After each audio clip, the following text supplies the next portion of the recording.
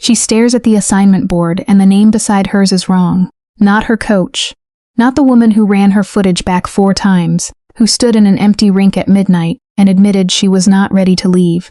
Someone else entirely. Snorts. She walks down the corridor to the office and knocks, and when the door opens, the Ice Queen already knows why she is there.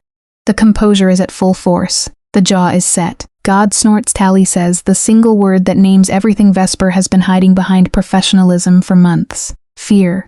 The room holds it. And for the first time since September, the most controlled woman in this entire building finally stops giving professional answers. Snorts. If you want to hear uncensored too hot for YouTube stories, check out my Patreon in the description. Tell us where you are watching from and subscribe. If Snorts you want to hear uncensored, too hot for YouTube stories, check out my Patreon in the description. Tell us where you are watching from and subscribe. The National Figure Skating Training Center sat on the north end of the city like something that had grown there rather than been built.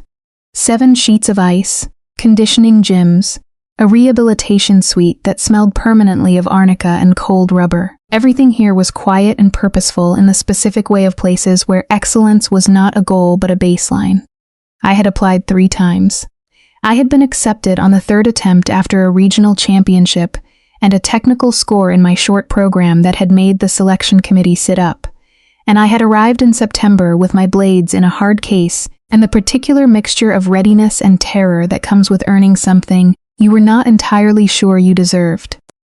I had done my research on Vesper Aldne, the way athletes research the coaches they are about to answer to Snorts comprehensively, and with the specific attention of someone who is trying to determine in advance how much this is going to hurt. Her record was the obvious part. Olympic gold at 24, world silver the year before. 3 national titles in a career that most analysts described as defining for the technical standards of women's singles skating in its era. Her spiral sequence had a name coaches still used in clinics a decade after she last competed. Judges who had scored her said watching Vesper Aldne skate was the closest the sport had to proof that the subjective and the technical were not different things. After Snorts retiring, she joined the National Center staff as a technical consultant. Within 3 years, she headed artistic development. Within 5, she was the artistic director and lead technical coach. The person whose name appeared on the letters that told young skaters whether they were in or out. She was 37 years old now, and had been running it for 9 years. The Ice Queen was what everyone called her, and like most persistent nicknames, it was both accurate and insufficient. She was not cold in the way that implied absence. Vesper Aldne was precise the way a surgical instrument is precise. The way a winter morning is precise. The way a thing refined to its essential function has no room left for anything that does not serve it. She was economical with her words, her assessments, and her eye contact. She moved through the training center the way she had moved over ice in her competitive years, with a purpose that made everything else look slightly hurried by comparison. She also never smiled at people she was about to demand something impossible from. I learned that on my first day. I arrived early for the orientation session, which was not actually an orientation session, but a preliminary assessment that Vesper ran personally for every new admission.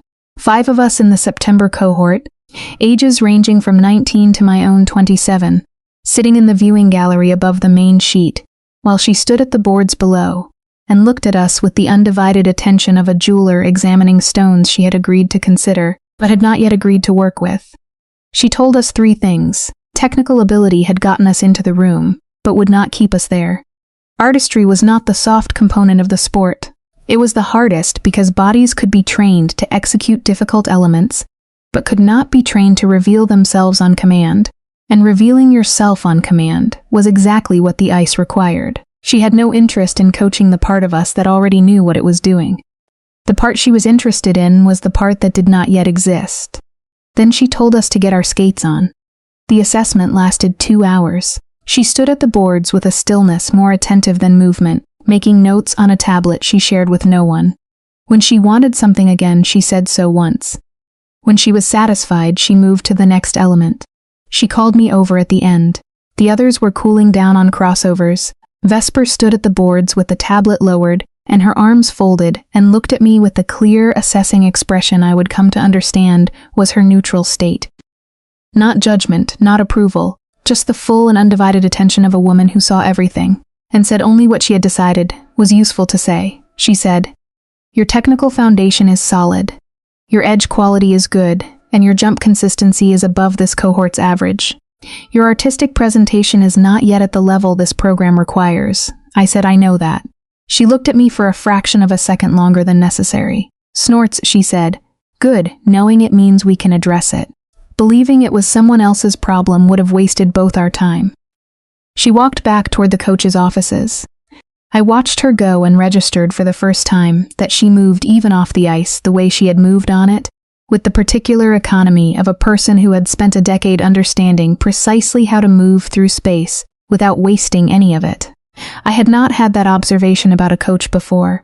I was going to spend a considerable amount of time not examining what it meant.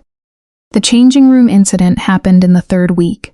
Training had run long. Vesper had kept 2 of us after the afternoon session to work spiral sequences, which sounds like the simplest element in the discipline and is in fact the one that exposes every imprecision in technique, body control, and the capacity to sustain beauty at the exact moment when collapsing would be easier. I had been working a 2-point entry that she had been correcting for 4 sessions. On the 5th attempt, it finally aligned. The entry angle, the hip opening, the free leg extension, all arriving at the same geometry at the same moment, and she had said nothing, which in the Vesper Aldne feedback system was the equivalent of a standing ovation. I came off the ice feeling the specific elation of a body that had done what it was asked to do and known it. I went to the changing room, showered, was wrapping myself in a towel when the door opened. Vesper came in carrying a tablet and a small equipment bag. She had been in coaching clothes all day. Dark slim trousers, a technical layer in charcoal, the kind of training attire that cost enough to read as civilian wear. She stopped when she saw me. She had not expected the room to still be occupied. I did not have time to arrange my embarrassment before the towel slipped. The edge I had been securing in the less than foolproof way one secures a towel around a body that has been training for 2 hours simply gave up the enterprise, and the towel hit the tile, the cold tile. The very cold tile of the National Figure Skating Training Center changing room in front of Vesper Aldne, who had stood in Olympic arenas in front of 20,000 people and never once looked uncertain. I bent for it immediately. My hand was reaching before I had fully processed the situation, but her hand was faster. She bent at the same moment I did, and for one suspended second, we were at the same level, and something was wrong with the air in the room, something too close and too still. And then she straightened with the towel in her hands, and I straightened without it. She looked at me, I looked at her. The towel was in her hands. My hands were empty. The room had no rational response available for this specific configuration of events. I put my hand out and she looked at my hand, then at my face. Then she extended the towel, but not all the way. She held it at a distance that required me to reach. And I reached, and our fingers did not touch. But they were close enough that the temperature difference between my hand and hers registered as something I was going to have difficulty filing under professional proximity. She released the towel, she said in the exact tone she used to describe incorrect blade angles. "My apologies for the interruption." She tucked the tablet under her arm and left. I stood in the changing room in the particular silence that falls after something small and enormous has just happened simultaneously. I thought about the 2 seconds in which she had held my towel and not given it back. I thought about it the way I would think about a technical element that had not landed correctly. Something to process, file away, and not discuss with anyone until I understood what it meant. I did not understand what it meant for quite some time. I was not entirely being honest with myself about why. In the weeks that followed, I learned the rhythms of the center the way you learn any demanding ecosystem. By surviving its structure before you understand it.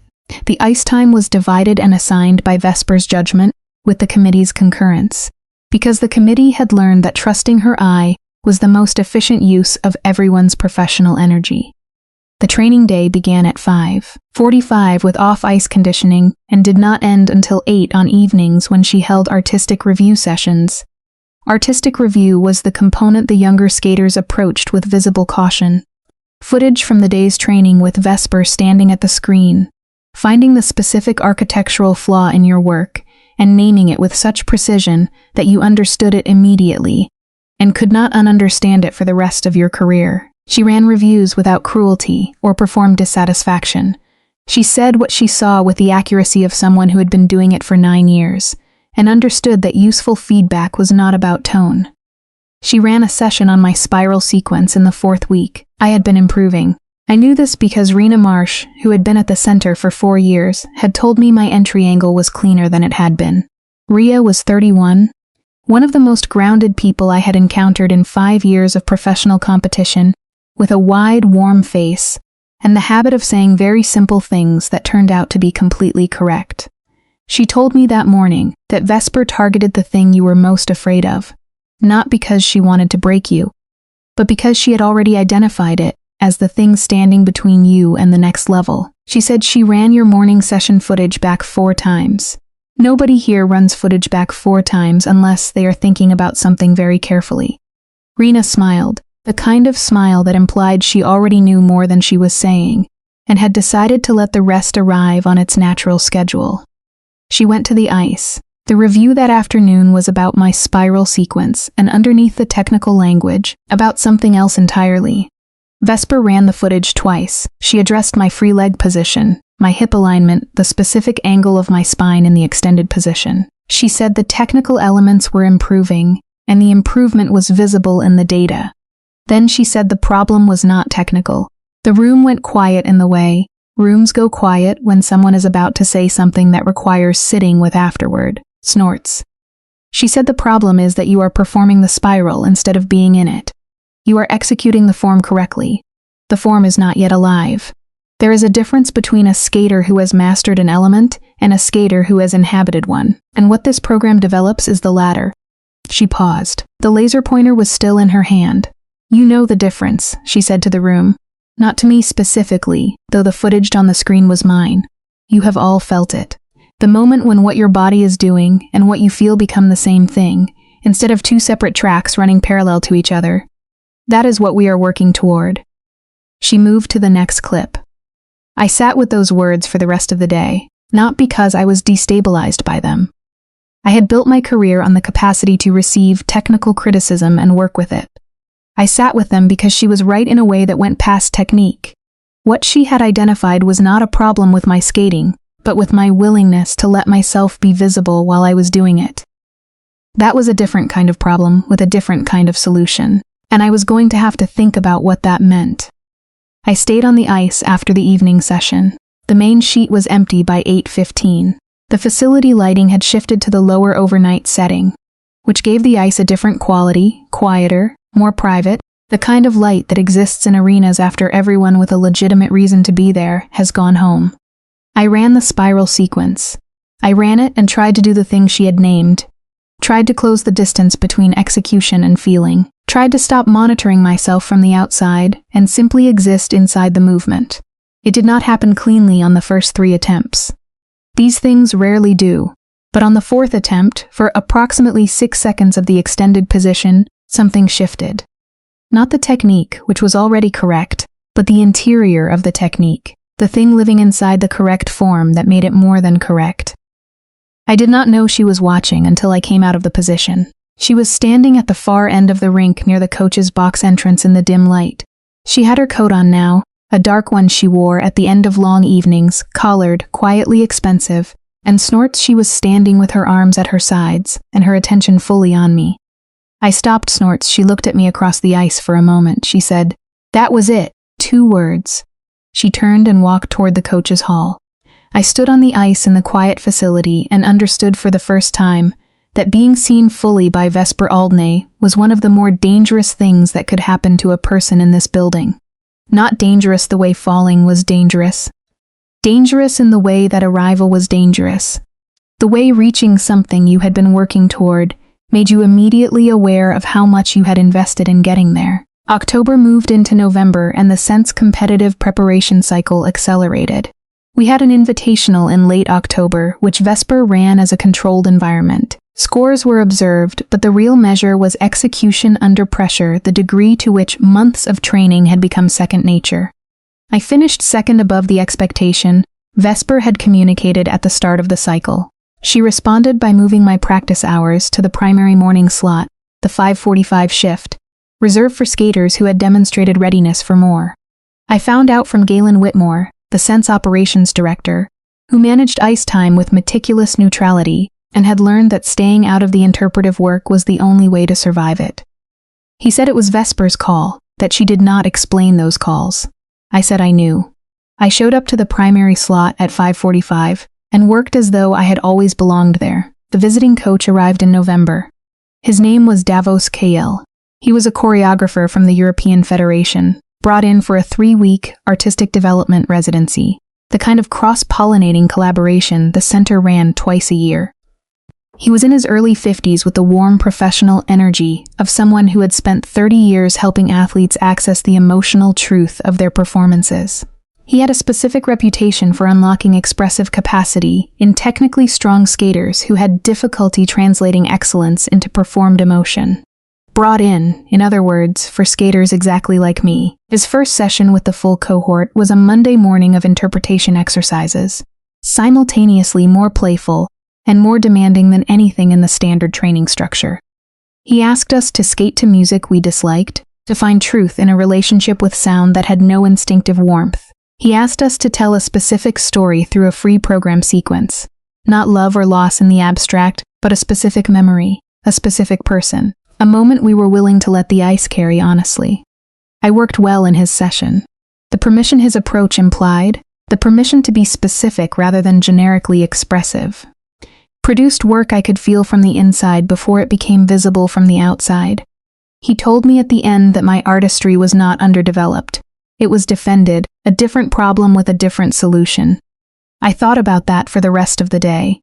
What I did not think about was what Vesper's face had been doing during Davos's session. I had been too inside my own work to track her with my usual peripheral attention. In 2 months at the center, I had developed the habit of awareness of her position and expression. The way you develop awareness of weather when you spend significant time outdoors, you simply know most of the time where she is and what quality of attention she is bringing. That morning, I had not been tracking her. Rena told me later with the composed honesty of someone who had decided the information was relevant, that Vesper had watched my session with Davos for the entire 3 hours from the coach's gallery above the main sheet, and that she had made no notes during that time.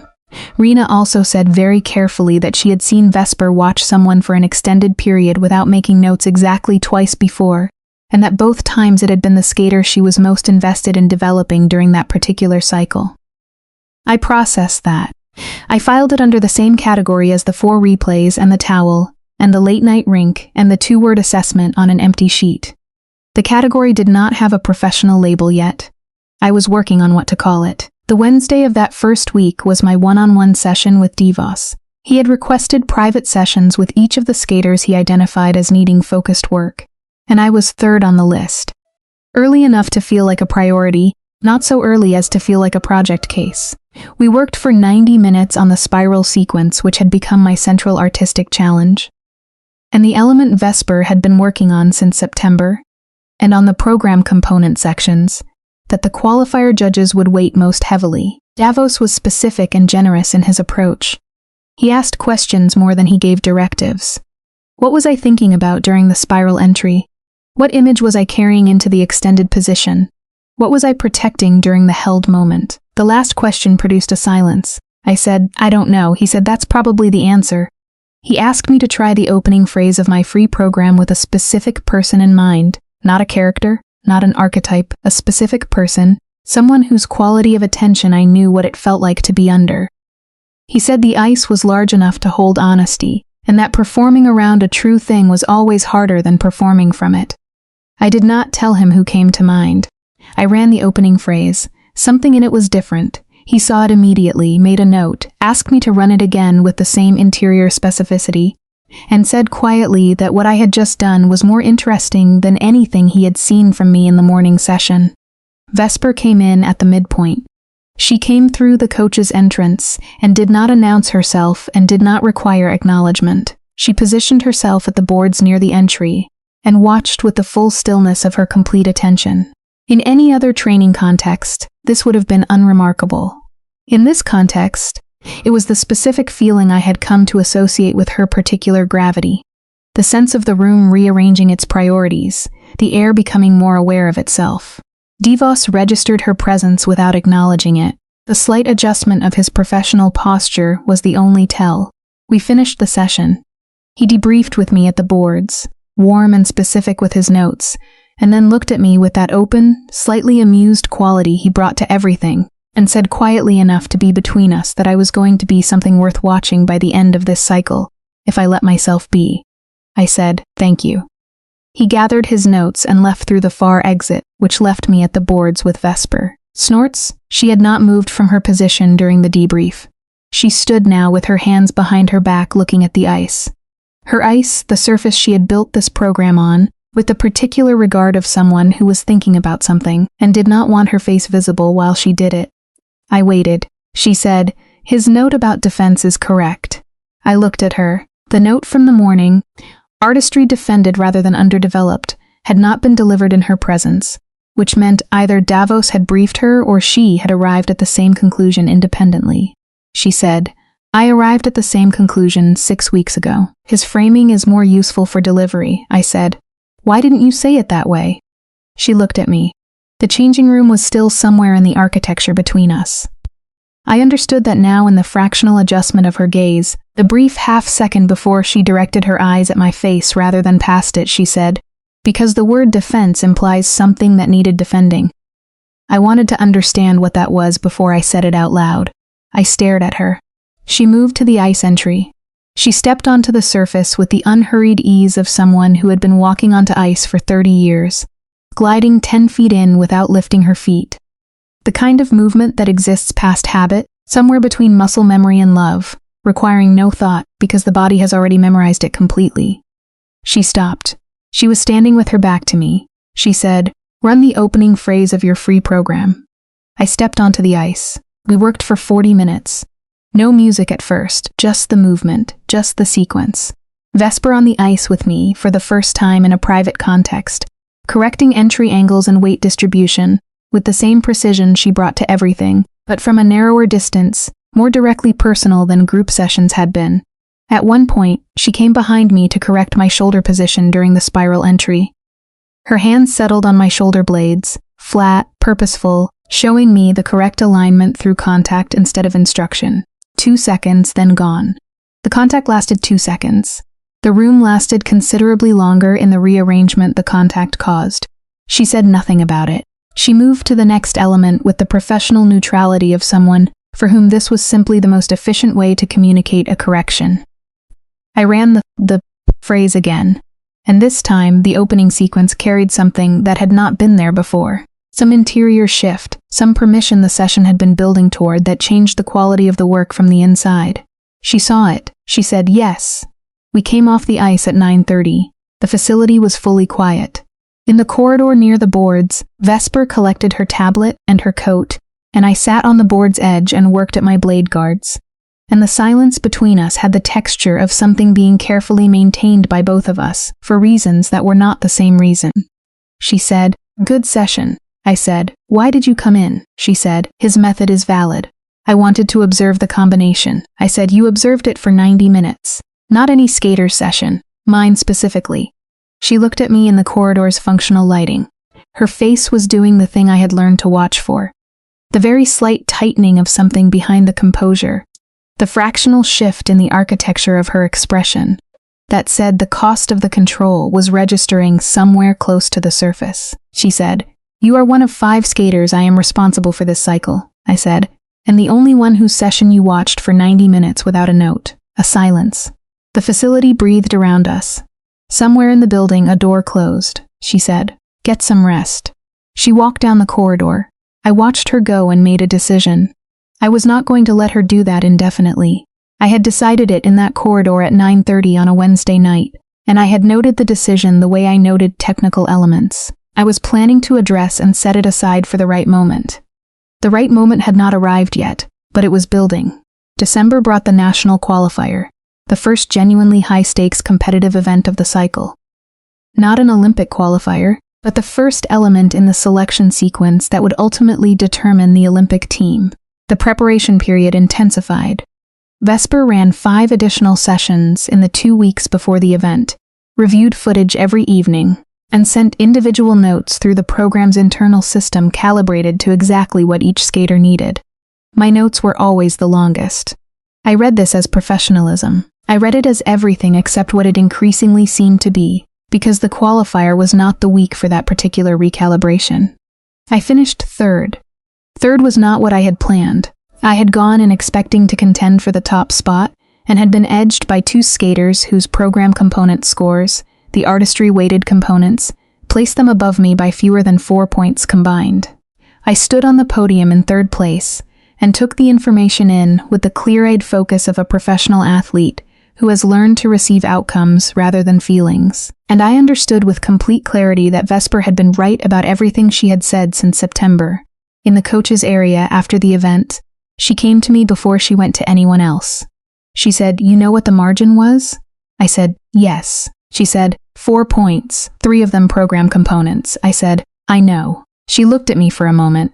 Her face was arranged for the professional context neutral assessing. And then she said quietly enough to be between us, "You have it. You demonstrated it in November. You know it is there." I said, "I know." She nodded and moved to the next skater.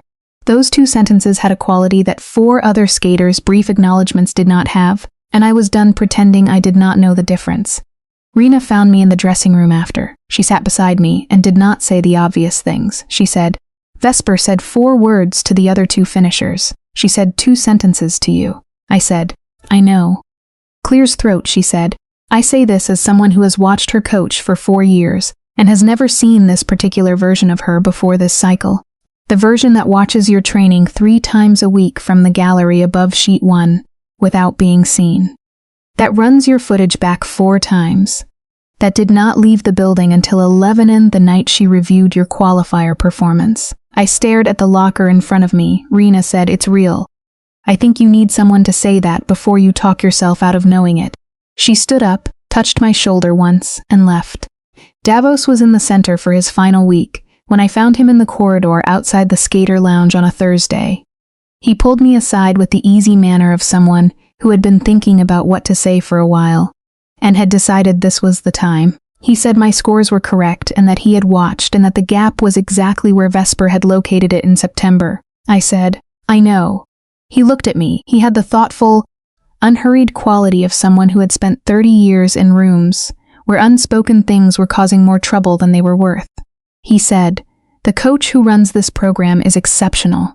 I have worked in 10 countries and worked with perhaps 4 people who see the ice the way she does." I nodded. He said, "She also watches you the way she watches the ice." The statement occupied the air between us without apology. He was not being inappropriate. He was a person who had spent his professional life helping athletes feel things honestly, and who had a well-calibrated eye for what it looked like when one person was paying that quality of attention to another. I said, "I don't know what to do with that information," he said. "I suspect you do." He said, "Good evening," and left the center the following morning. The last thing he said to me was the most precise thing he said during his entire residency, and it saddened me for days. I was going to ask her to tell me the truth, not about the towel. The towel was a beginning, not a question. I was going to ask her about the 4 replays and the gallery and the corridor at 9:30 and the 2 sentences at the qualifier and the specific quality of the word yes when she had said it on an empty sheet. I found her in the film room on a Tuesday evening. It was past 9. The center was mostly emptied. She was reviewing footage alone, not mine, someone else's, running a short program component on the screen, and making the occasional note with the contained focus of someone for whom time ceased to function normally when there was work in front of her. She looked up when I came in. I said, "I need to talk to you about something that isn't skating." Her stylus went still against the tablet. She said, "Sit down." I said, "I would prefer to stand." She set the tablet on the desk. She turned to look at me with the full undivided quality that I had come to understand was her real attention. Not the coaching version with its professional container, but something more direct than either of those. I said, "Divas told me something before he left." She said nothing. I said, "Rena told me something 3 days before that." She said nothing. I said, "Vesper, I have been in this building for 3 months. In those 3 months, I have cataloged somewhere in the range of 47 things that do not explain themselves with the coaching relationship alone. I am not asking you to account for all of them tonight. I am asking you to tell me one true thing, she said. What kind of true thing? I said. The kind that explains why my towel is still in your possession. The silence that followed was the longest I had experienced in the building since arriving. It had the quality of something structural, not empty, but load-bearing, holding up several things that were going to need somewhere to go when it ended. She said, I do not have your towel. I said, I know. That was a figure of speech, it was a figure of speech. She looked at her hands, then at the screen, then with the particular deliberateness of someone choosing to look somewhere, because not looking would be its own admission. Back snorts at my face, she said. You are a skater in my program. Whatever I am aware of in excess of that is not relevant to what I owe you as a coach, and is not appropriate for me to discuss. I said, that is the professional answer. She said, it is the only answer I have. I said, it is the answer you have decided to give. That is not the same thing. Something moved in her face barely. The jaw, the small tightening at the corner of her eye, the fraction of a second compression of her composure in the place where it was working hardest, she said, get some rest. You have primary slot at 5:45, I said. When you figure out how to have the other conversation, I will be here. I left. I walked down the corridor toward the exit and thought about the 4 months of catalog and the word rest and the way her jaw had done the small thing. Whatever she was holding it with the full force of everything she was. That was not nothing. It was not going to hold forever. The following 3 weeks were the most complicated period of the season. The center went into its December intensification cycle. Longer training days, more footage review, a high-pressure atmosphere of a program preparing its skaters for Olympic selection. Vesper ran it with the same precision she brought to everything, and what she brought to me specifically was indistinguishable in its professional quality and subtly unmistakably different in everything underneath. She was careful with a texture that was distinct from natural professional distance. There is a quality to managed restraint that differs from ordinary coaching reserve. The way a sentence constructed to say nothing still shows the shape of what it was built around. Her technical assessments of my work were complete, accurate, and always ended exactly at the period. The sentence after the period was the one she was choosing not to say. I told Rena about the film room conversation.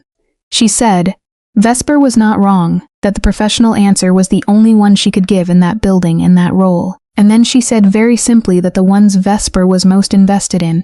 She kept at arm's length in exactly the way she was keeping me at arm's length. Information, not advice. The information was it was there. The late-night session happened on a Friday in the second week of December. I had stayed after the evening group session to run my free program in full, something I did weekly, alone on the ice with the music, giving the program room to breathe without the structured observation of a training environment. The facility lights had shifted to overnight setting. The ice was empty and cold and entirely mine. I ran the program through once, then again. On the third run, somewhere in the spiral sequence, in the specific section that Vesper had been working on since September, and that Davos had worked on for 3 weeks, and that I had been working on alone in the gap between what I was technically capable of and what I was emotionally willing to be visible doing, the thing arrived. Not partially, not in 6 seconds, the whole phrase alive from the inside, the way it felt when it was real, rather than when it was correct. The entry and the extended position and the closing, all of it carrying the interior truth that Vesper had told me in October, was the difference between mastery and habitation. I came out of the closing position and stood still on the ice. She was in the coach's box, she had been there, I understood immediately, for longer than the one run I had just completed. She was in her dark coat, the collar turned up against the rink temperature, standing against the boards with her hands wrapped around a paper cup. And she was watching me with an expression I had never seen on her face in the training context. Not evaluating, not coaching, watching the way you watch something you are trying to hold in your memory because you already know it is the kind of thing that does not stay. We looked at each other across the ice. I said, "How long?" She said, "Long enough." I said, "The whole last run." She said, "The 2 before it as well." I said, "You were not here when I started." She said, "No." I said, "Why did you come back?" The question occupied the rink. She looked at her cup, then at the boards, then with the full and composed attention of someone who had made a small but irreversible decision back at me, she said, "Because you were here and I was not ready to leave." The rink was very quiet. The overnight ventilation moved above us in its slow, In different rhythm, I said. That is the most honest thing you have said to me since October.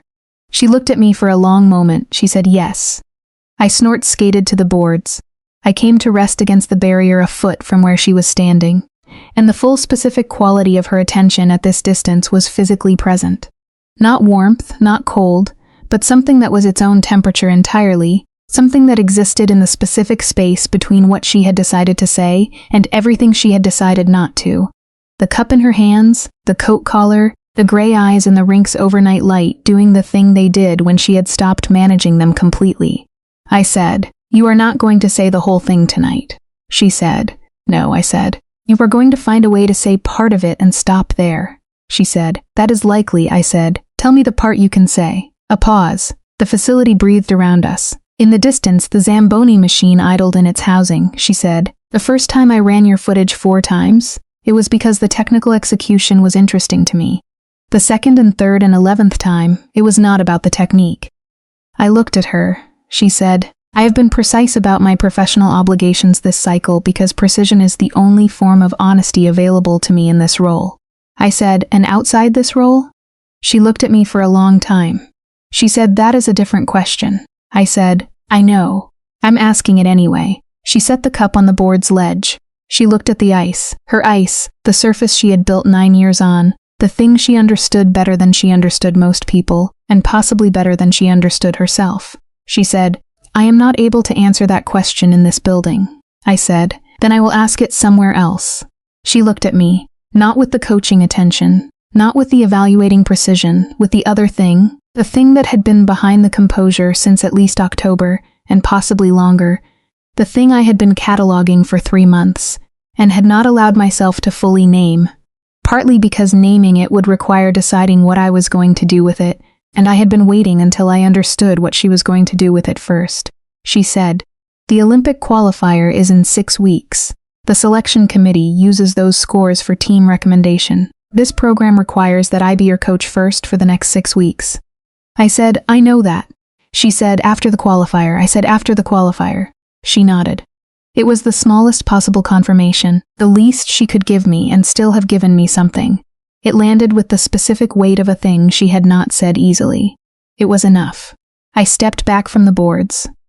I collected my blade guards from the ice entry and walked toward the changing room and sat on the bench for a long time, in the particular quiet of someone who has been told something without being told it and has understood it completely. Outside in the coach's hall, I heard her footsteps, purposeful, quiet, moving toward the far exit, the sound of the corridor door, the silence after.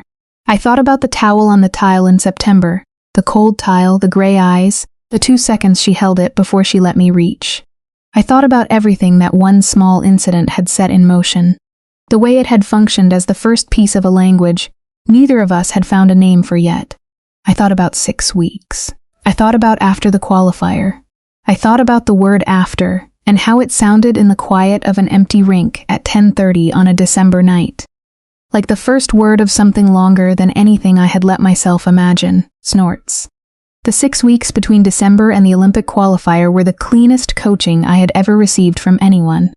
That is not a contradiction. It is exactly how the contradiction worked. Vesper had said after the qualifier, and she had meant it with her whole professional architecture for the duration of those 6 weeks. Everything she had was fully and completely mine as an athlete. Every session, every note, every correction, every late review of my program component construction. She gave me the best version of herself, which was extraordinary because the best version of Vesper Aldne on a training floor was something the rest of the skating world did not have access to, and she knew I knew it. And neither of us said anything about the second reason it was all mine specifically. The ice between us was the most honest thing in the building. Everything else was maintained at the careful distance of what after the qualifier required. She corrected my quad attempt in early January with the efficiency and precision of a woman who had decided that these 6 weeks were going to be the most important of my career, and that nothing, not the film room conversation, not the late night rink, not the specific temperature difference between our hands on a changing room floor in September, was going to reduce the quality of what she gave me in training. She was coaching me the way you do something when you have already decided it matters more than everything else, and that everything else was sitting in the room watching her do it and learning not to say a word about it. I watched her back. I had been watching her since September, and I was not going to stop now. The 6 weeks taught me things that the previous 3 months had only implied. The snort's specific quality of her attention at 5:45 in the morning when the building was still dark and the ice was new. The way she marked time during a program run-through, not with her hands, but with a stillness that became its own kind of movement. The fact that she arrived 20 minutes before anyone else, and spent those 20 minutes on the empty main sheet doing something that was not coaching and not practice, but some private relationship with the ice she did not share with the program. I observed this only because I had taken to arriving 22 minutes early. She knew I was there the third time. She did not stop what she was doing. She skated the last 40 seconds of whatever it was she had been working through. A slow spiral, long and unhurried, the kind of thing that had nothing to do with teaching and everything to do with the ice, being the one place she had never had to explain herself, and then came off and found me in the gallery seats with my skate bag on my lap. She said, "Early," I said, "most days." She looked at me for one careful second. Then she went to the coach's hall. I went to the conditioning gym. The qualifier was in late January, held at a national competition venue 2 cities away. The Sense 5 cohort members competed alongside the national field. Vesper traveled with the team in the official capacity of program director, which meant she was in the coach's area, but seated with the technical officials, rather than standing in the board's position she occupied at home. She wore a dark suit and watched from the delegates section and looked exactly as composed as she looked at every event, which told me nothing. The draw put me in the final flight, last to skate in the short program. The short program was one of the best I had skated in 5 years. I had known it was coming the way you know things, when training has done its full work on you and your body and your understanding of your own work have arrived at the same place at the same time. I had gone through the warm-up with the specific calm of a person who had nothing left to add, who had done everything that was required and now simply needed to let it happen. And snorts, when the music started, the opening phrase was right from the first 3 count. The spiral was the element I was most aware of, not because I was worried about it. I had run it correctly more than 50 times in the 6 weeks, had felt the specific interior shift that Davos had named, and Vesper had been working towards since September. And that was by January no longer something I had to reach for, but something that arrived on its own when I opened the position. I was aware of it because I knew she was watching it, because she was always watching it, and because the element that had started the whole of this, the defended artistry, the inhabited form, the 6 seconds of something real in October on an empty sheet, had become Clear's throat through her instruction, and my own willingness to stop protecting myself from it, the best thing I did. I let it be the best thing I did. I felt it in the landing out of the final jump combination. I felt it in the closing position. I stood in the kiss and cry with the Sense-assigned junior coach managing the score weight, and I did not look at the delegate section, because I did not trust what my face would do if I found her watching. The scores placed me first in the short program, which was not what I had projected. I had projected a strong skate and a competitive score. The judges' component scores for the spiral sequence and the step sequence were the highest I had received in a major competition. The technical scores were clean. The combination was enough for first. I did not cry. I had never been a crier at results, which was a piece of my competitive personality that had nothing to do with how much it mattered, and everything to do with the fact that my body processed competition results through stillness rather than expression. I sat in the kiss and cry and held the board with my score and thought about the October rink and the 6 weeks and the 22 minutes at 5:20 in the morning, and I thought very specifically about the word after. The free program was in 2 days. I did not see Vesper privately in the 2 days between programs. She ran a team session on day 2, reviewed footage from the short programs, made adjustments with the efficiency of a coach who was protecting her athlete's psychological state during a high-stakes competition window. She was, as always, exactly what the moment required professionally. What changed was a thing only I would have noticed. After the team session, when the other skaters had gone to dinner, and I had stayed to review my own short program footage on the laptop in the conference room, she passed the doorway and stopped. Not came in, stopped. She said the component scores were correct. The judges saw it. I said, I know. She said, "The spiral, what you did with it." I said, "I know what I did with it." She held my gaze for 1 second too long. Then she walked down the corridor. I thought about the October rink the whole evening. The free program 2 days later was the finest 4 minutes and 8 seconds I had produced in 5 years of professional skating. I know this not because the scores said so, though they did, but because I knew it from inside the program in a way that competition results can confirm but cannot create. The thing that Davos had named and Vesper had been working toward all season. The gap closed between execution and feeling. The interior truth alive inside the correct form was present from the first note and held for the full program and landed in the closing position with an exactness that made the arena go still for one breath before it went loud. I finished with the highest combined score of my career. The selection committee convened the following morning. I dressed in the hotel room and looked out at the city and thought about a towel on a cold tile in September. I thought about 47 things. I thought about after the qualifier, which was now, which was today. The selection committee confirmed my place on the Olympic team. Vesper was in the room as program director. She sat on the committee's side of the table and said on behalf of the national program that the selection was based on outstanding qualifier performance and consistent development throughout the cycle, and that the program was proud to support my preparation for the games. She used the word outstanding. I looked at her and thought about the 22 minutes at 5:20 in the morning and what outstanding cost her to say in a conference room in front of a selection committee and a note taker, and 4 other people who were watching. She did not look away. I said thank you to the room and walked out into the hotel corridor and stood with the confirmation paperwork in my hands and the feeling of someone who has arrived at the word after and understood, for the first time, that arriving was not the same as knowing what came next. I was going to find out what I found out was not what I expected. 3 days after the selection, back at the center, I went to the schedule board in the coach's hall and read the Olympic preparation assignments.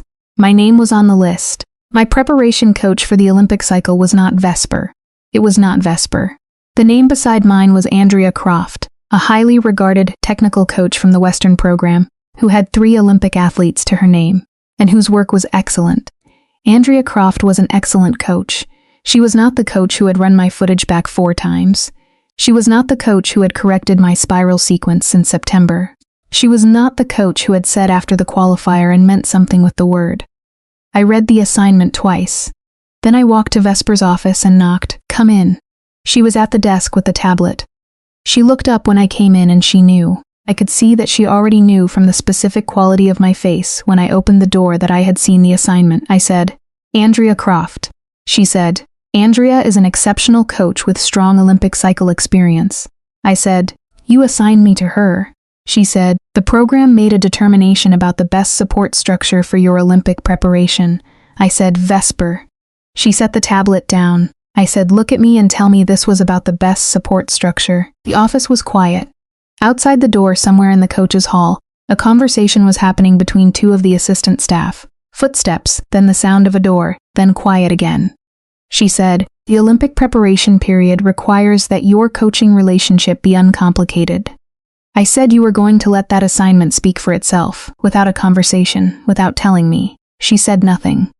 I said, "You said, after the qualifier." She said, "I know what I said." I said, "And then you went into a schedule meeting and assigned me to someone else, and were going to let me find it on a board in the coach's hall." Her jaw was set. The composure was at full force, not cracking, not bending, at full force in the way it got when she was applying maximum pressure to hold something that was pressing hard on the other side. "Snorts," she said. "An Olympic cycle is not the time to introduce a complicating factor into your competitive preparation." I said, "A complicating factor?" She said, "You know what I mean?" I said, "I know exactly what you mean. I am standing in your office asking you to say it anyway." A silence long enough to hear the Zamboni on the distant sheet, long enough to count. She said, "I was trying to protect you from a situation that could affect your performance at the most important competitive event of your career." I said, "You were trying to make the decision for me again." Her eyes moved briefly to the window, then back. She said yes, one word, the full weight of it in one word. No construction around it, just yes. I had not been expecting yes. She had been giving me professional language since September, and yes was not professional language, and she knew it wasn't, and she had said it anyway. I said, why? She said, because if I am honest with you about what I am managing, and we enter the Olympic cycle with that honesty between us and something goes wrong. If the honesty itself becomes a weight you carry into competition, that is not a risk I am willing to take with your career. I said that is the most loving thing and the most controlling thing I have ever heard from the same person in the same sentence. Something happened in her face, not a crack. The composure did not crack, but the thing underneath it was visible in a way it had not been before, and the thing underneath it was not professional at all. She said, I know. I said, you do not get to make that decision for me. You do not get to decide what risks I am willing to carry. That is mine. She said, I understand. I said, do you? Because 2 days ago you were in a schedule meeting assigning me to a different coach without telling me, because you had decided that what you were managing was too dangerous for me to have a say in. And that is exactly what you did in September when you decided to keep the thing at arm's length instead of disclosing it. And the pattern is not professional caution, Vesper. The pattern is fear. The room held that. She looked at me for a long time. She said, yes. The second yes, quieter than the first, smaller. The kind snorts of word that costs something real to say when you have been using a larger vocabulary to avoid it for 4 months. I said, report it to the Federation's Ethics Committee. What you've been managing, how long, what decisions it affected, not to protect the program because it is the honest thing to do. She said, that will complicate my position. I said, I know. Do it anyway. She looked at me, not evaluating, not coaching. Looking at me with the full openness of someone who was deciding whether to choose the honest version of a hard thing over the protected version of it. And was arriving at the decision in real time in front of me, without asking me to look away while she did it. She said, all right, I said, and changed the assignment. She said, tally, I said, not because of what we haven't said yet. Because I earned the preparation structure that reflects the training relationship I actually have. Assign me accordingly. She held my gaze for 1 moment. She said, I'll request a review of the assignment on performance-based grounds. I said, that is the professional version of yes. The corner of her mouth moved barely. I had catalogued every millimeter, and this was one of them. I left the office. She filed the disclosure with the National Federation's Ethics Committee the following morning. The committee chair called me the following afternoon to confirm it had been received and advised me of the review process. She said the review would take 3 weeks. She said voluntary disclosure was the structure working as it was designed to work, and that it indicated professional integrity rather than professional failure. The review period was 22 days. During those 22 days, Vesper was not assigned to any of the Sense Olympic preparation sessions. She was available in an advisory capacity to the program director, a title she occupied while also being the program director, which required a temporary restructuring that Galen Whitmore managed with his characteristic neutrality, understanding that handling impossible logistics without drama was the most useful thing he could contribute.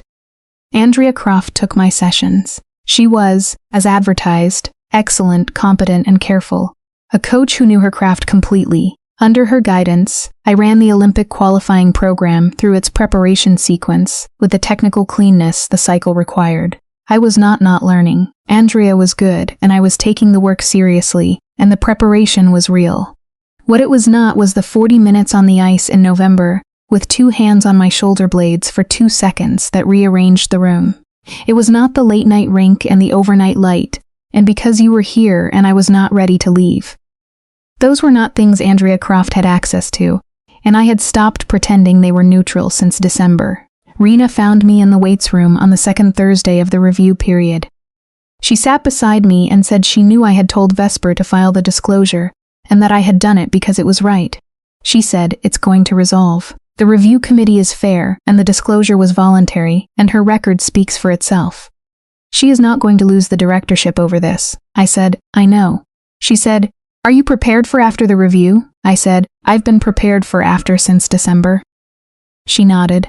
She said what comes after the review is the qualifying window, and then the games, and those are the things that matter most professionally right now. She said she had watched me this season, and I was good enough and ready, and to hold on to that independent of everything else. She said, I'm also telling you from 4 years of watching her coach, that she knows it too. That knowing it is precisely why she is sitting in an advisory capacity right now instead of your boards. She is not going to say the thing until the professional situation is fully resolved. I said. I know, she said, so hold on. She stood up and went back to her training. The Snorts Review Committee published its findings on a Thursday afternoon. The conflict of interest was confirmed as real, voluntarily disclosed, and appropriately handled. The decisions it had affected were found to fall within the range of coaching judgment, with no finding of deliberate professional misconduct. The committee's recommendation was a formal advisory on disclosure protocols and a mandatory transparency review of the Sense Conflict Management Framework institutional language. For we are going to make a policy of this, better than the version where something was taken. Vesper was reinstated as program director with full authority. The following Monday, she returned to the facility with no announcement, no ceremony, no particular acknowledgement from the building's daily machinery. She was the kind of person for whom a return to work was simply the next thing on the list, and performing it differently was a form of theater she had no use for. She was at her desk by 6:15. By 7, she was in the main coach's briefing. By 8, she had sent individual session notes to each of the Olympic cycle athletes. My note was the longest. It was also for the first time in the entire cycle the most personal thing she had put in writing to me. Not personal in the sense of saying anything that was not about skating. Snorts was entirely about skating, about the free program preparation, and the specific elements I needed to address in the 5 weeks before the qualifying event, and the component work that would determine the margin. But the language was different. The language had the quality of someone who had spent 22 days outside the professional frame, and had decided upon returning to it to let some of what she had learned in that outside space come back in with her. She wrote, "Your artistry is no longer defended. It was defended when you arrived. It is not now. What you did in the short program in January was not a performance. I want you to know I saw the difference. I read it twice. Then I went to training. She was at the boards when I came onto the ice. She had her coaching clipboard and her technical layer and her hair pinned in the professional configuration. And she was fully, completely the head of this program and my coach for this cycle. All of that was fully visible. She also looked at me when I stepped onto the ice with the same quality of attention she had brought to the late-night rink in December, and I understood that some things were not going to go back into the container they had been in, and that this was the right outcome. I skated to the boards. She said the quad entry in the second half. I said, I know. She said, your pre-rotation is 2 degrees early. It's survivable, but it will cost you and go on a strong panel. I said, I'll work the approach. She said, good. I said, Vesper. She looked at me. I got your note. Something happened in her eyes, something very small and very present. She said, good. I said, all of it. She held my gaze for 1 beat. Then she said, from in the boards, run the opening run. I ran the opening run, and then I ran it again. And then we spent 90 minutes on the second half construction, and the quad approach, and the step sequence phrasing. And it was the best coaching session of the entire cycle. And both of us knew exactly why without saying it. 5 weeks to the qualifying event, I was ready. The Olympic qualifying event was held in a different city, a major international venue, 4 days of competition across disciplines. I was the Sense highest profile singles entry after my national qualifier performance, and the build-up had the particular quality of a competition that matters beyond the sport itself. The Olympic cycle only happens every 4 years. The selection spots are finite. The margin between qualification and exclusion is always the difference between 2 completely different versions of the next 4 years of your life. I had trained for this for 15 years. I had been training for it in this building specifically since September. I had been training for it in ways I had not fully understood were training in every session where the ice had been alive. And a woman at the boards had said yes, and meant more than one thing with it. I skated clean. The short program was a personal best score, not by a fraction, by 2 full points on the program components, which is not a margin that happens by accident or luck. The spiral sequence received the highest grade of execution score I had seen on my own element record. The broadcast had something to say about it. The technical commentators had something to say about it. I sat in the kiss and cry and heard the numbers and thought about October. The free program was 2 days later. The free program was the one. I do not know how to describe what it is to skate the program you were built for in the moment it is required of you, except to say that it is not loud and it is not euphoric. And it is not the feeling people who have not done it expect. It is quiet. It is the specific quiet of a machine that has been built precisely for one function and is performing that function exactly as it was designed to. Not effortlessly, because effort is present and real and present throughout, but without resistance, without the gap between the intention and the execution that lives in every technical element until the element is fully yours. I skated without the gap. The closing position was the spiral. I let it be what it was. I let it hold what it held. I came out of the position and into the final step sequence, and the program ended, and the arena made the sound that arenas make when something has just happened that they do not want to let go of yet. First place Olympic qualification confirmed. The coaches area was where I went after media. Vesper was there because the program director was required to be present at qualification confirmations. She Snorts was standing with the federation representatives and the other program coaches in the professional configuration. Dressed in the dark suit she wore to every event of significance, watching me come through the door with the qualification paperwork.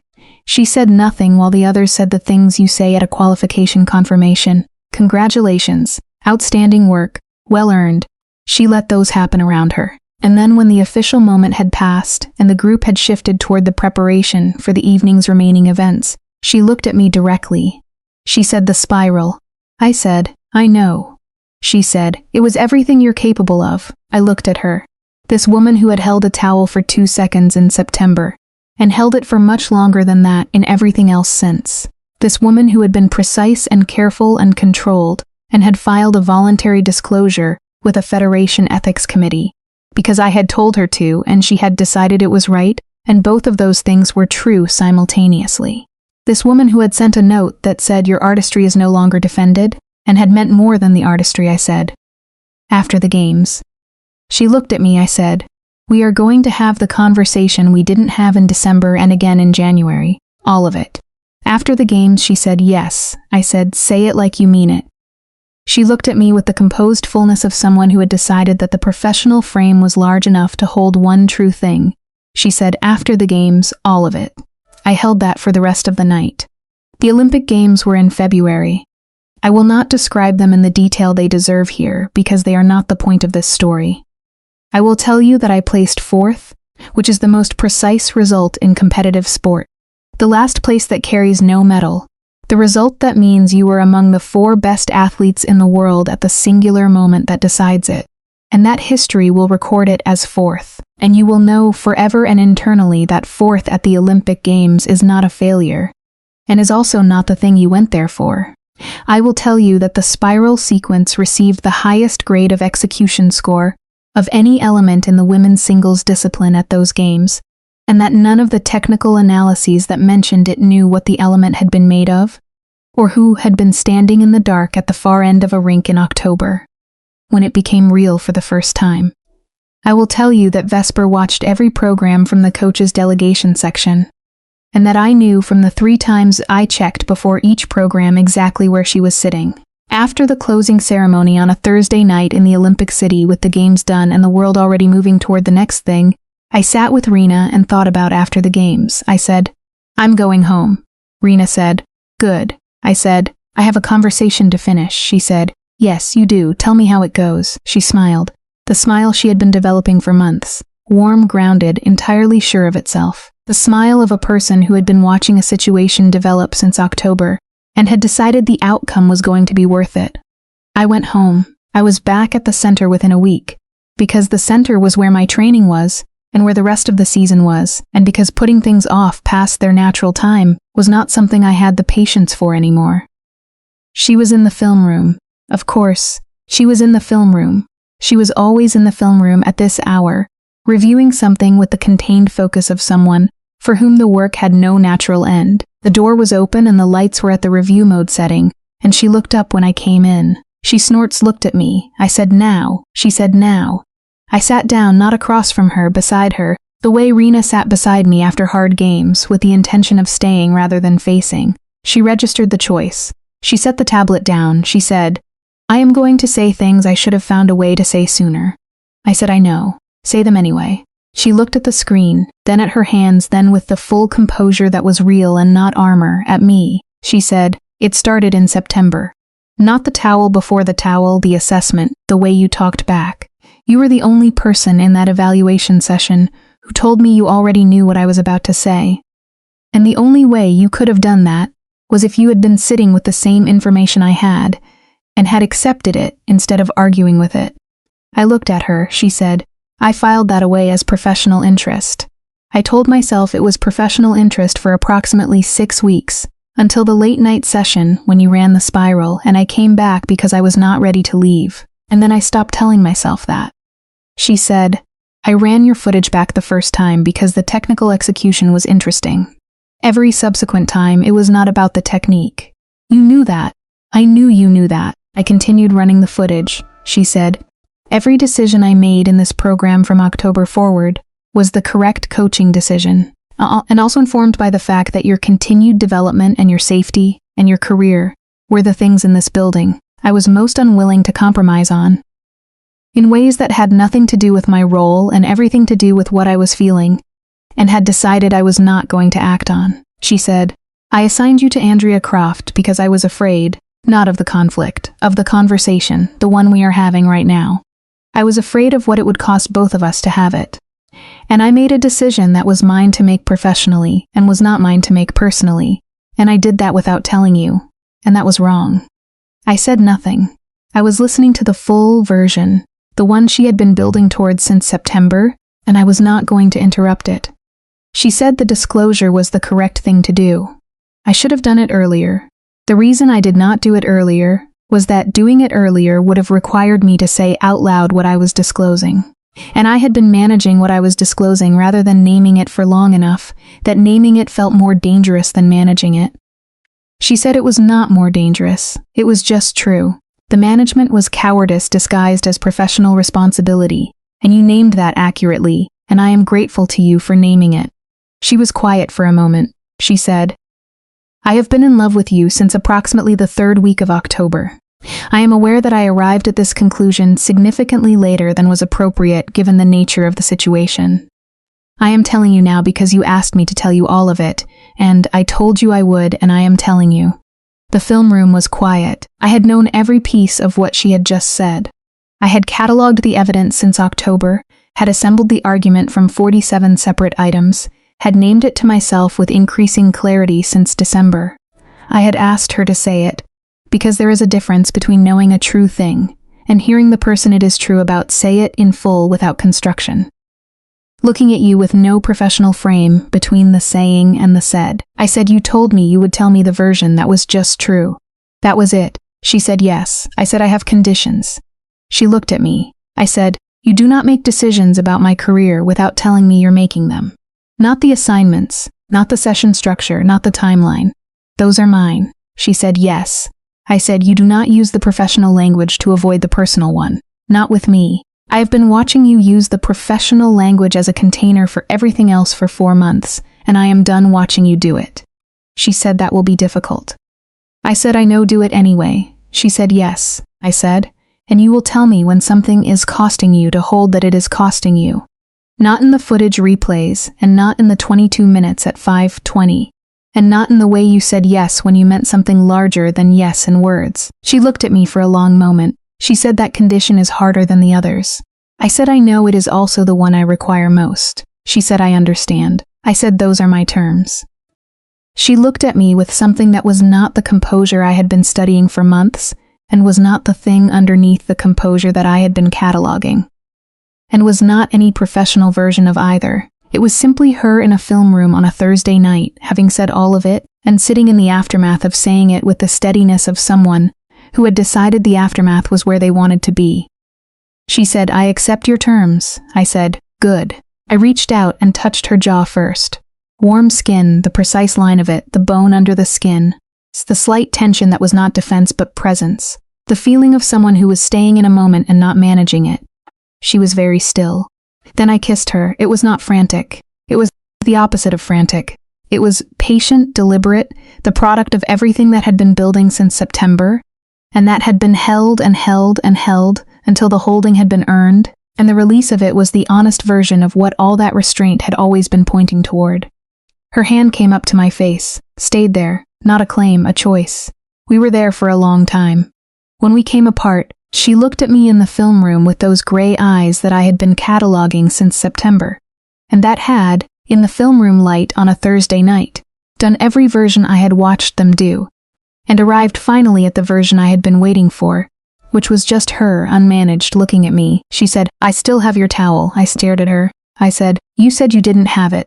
She said, "I know what I said." I said, "Vesper." She said it was the first evidence I had that I was not going to be able to manage this the way I manage everything else. I kept it as a reminder to be careful. I kept it too long, I am aware of that. I looked at her.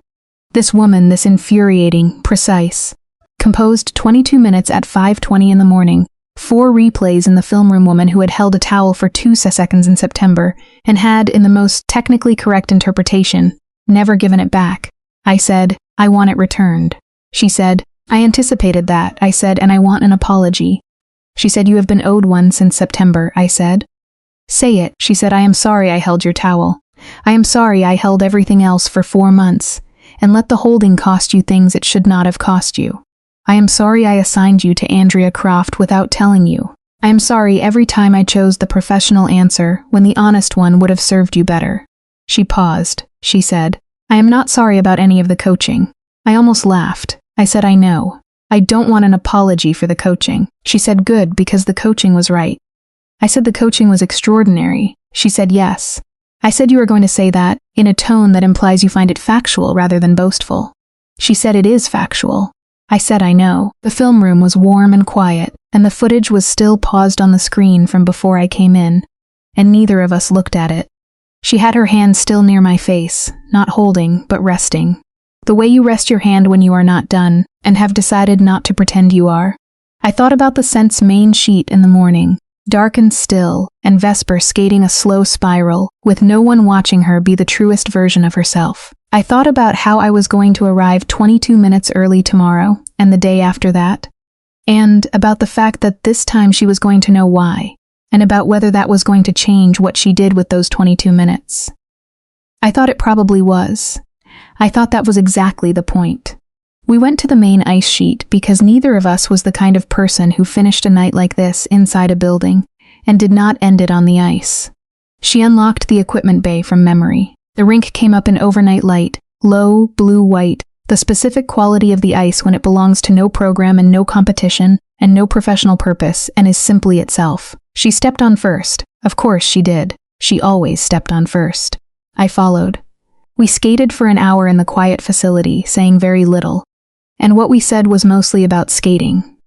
The entry angle on my quad approach, the small adjustment to my opening position that she had been thinking about since the qualifying event, the way the step sequence breathed at a lower tempo. Professional language because the professional language was also real and would always be real and was not a container for anything now, but simply the shared vocabulary of 2 people who had built something together on this surface for 7 months and were going to keep building it. At the end, coming off the ice, she stopped at the boards and looked back at the sheet. She said, "October. The first time you ran the spiral, right?" I said, "I know." She said, "I was standing at the far end. You didn't know I was there." I said, "You said that was it." 2 words and then you left. She said, "Yes." I said, "What were you not saying?" She looked at the ice for a moment, then at me. She said, "I was not saying that I understood in that moment that I was in serious difficulty." I said, "Because of the skating." "Snorts," she said, "because of the skating and because of what it meant that the skating had done that, and because of whose face I had been looking at when it happened." I looked at her. She said, "Serious difficulty, as it turned out, was an understatement." I said, "Yes." She said, "I am aware." She held the door to the corridor. I walked through. Outside in the facility hallway, the Zamboni was making its overnight round on the far sheet. The low mechanical sound of the building continuing its life after hours, indifferent and steady. The same sound it made every night regardless of what the people inside it were working through. I said, 22 minutes. She said, "What?" I said, "Tomorrow morning I will be in the gallery at 5:20. She looked at me. The composure was present and so was everything underneath it, and both of them were visible simultaneously, which was the only version of Vesper Aldne I had any interest in for the foreseeable future. She said, "I know you will." I said, "This time I am not going to pretend I am not there." She said, "I am aware of that." I said, "Good." She said, "Tally," I stopped. She said, "Thank you for not letting me make the decision for you." I looked at her in the facility hallway, this woman in her dark coat, who had held a towel for 2 seconds in September, and had held everything else for much longer, who had been precise and careful and controlled, and had chosen the honest version of every hard thing once she understood it was the only version worth keeping. I said, "You're welcome," she said. "Go sleep." I went to my car and sat in it for a few minutes before starting the engine. The facility was quiet around me. Inside, the Zamboni finished its round. The lights on the main sheet would go to their lowest overnight setting in the next hour. The ice would rest until 5:20. I started the engine. The city was cold and dark, and I drove home thinking about the towel on the tile in September, about the first word of something I had thought about on a December night, that had turned out in the end to be the right word for exactly the right thing. 3 months later, on a Tuesday morning in late April, Rena found me at the boards after the morning session and said the two of us were unbearably obvious, and that the rest of the program staff had been pretending not to notice since approximately January, and that the pretending had become a collective exercise in professional discipline that everyone was tired of. I said, "I thought we were being discreet." Rena said, "You are the least discreet person at this facility. She is the second least. The combination is not subtle." I said, "We are at work." Rena said, "You look at each other like the ice is yours." Plural. I thought about 5:20 in the morning, and the spiral on an empty sheet, and the way she had stopped managing the 22 minutes, once I had told her I was going to be there. I thought about the way she still corrected my quad approach in training, with the same precision she had always brought to it. And the way the precision meant something different now because the something underneath it was no longer managed into invisibility. I said, "Maybe it is." Rena smiled the kind of smile that said she had known this answer was coming since October. On the afternoon of the first day of spring, Vesper found me in the equipment bay after a session. She was in her coaching clothes, the end-of-day version, jacket off, sleeves rolled once at the forearm. She had a small parcel in her hands, wrapped in the particular economy of someone who did not wrap things as a rule, and had therefore approached the task with more effort than they would have liked to admit. She held it out. I took it. Inside was a towel, clean, precisely folded, the standard white of every towel in the National Center's supply closet. There was nothing remarkable about it except for the small card tucked under the fold in her handwriting that said in full, "I have been in possession of this since September. I believe it was overdue. I am sorry for the delay." I looked at the towel. I looked at the card. I looked at her. She said with the apology I mentioned, I said, "This is the most specific thing you have ever given me." She said, "I thought you would appreciate the specificity." I said, "I do." She said, "Good." She was watching me with the gray eyes in the afternoon light, and her sleeves rolled, and the coaching day behind her, and no professional frame required for the next several hours. And the look on her face was the one I had been cataloging since the changing room in September. The version of her that existed past the composure and past the thing underneath the composure. And that was simply her, precise and warm and difficult and exact, looking at me in a facility hallway on the first day of spring like the ice was ours. Plural. I held the towel. I thought about how this was where it had started. The cold tile, the gray eyes, the 2 seconds she held it before she let me reach. And I thought about everything it had taken to get from there to here. Every fragment of truth extracted slowly across months of professional distance and private collision, and the specific discipline of two people managing an impossible situation, the only way they each knew how. I thought about all the things it had cost. I thought about none of it being wrong. I said, "You owe me 22 more of these." She said, 22 towels, I said. "Apologies for every time you use the professional language to avoid the honest one." She looked at me. The corner of her mouth moved in the specific way I had been cataloging since October. The barely there version, the 1 millim, the most honest sign of her face, she said, "That is going to take a while." I said, "We have time." She said, "Yes, we do."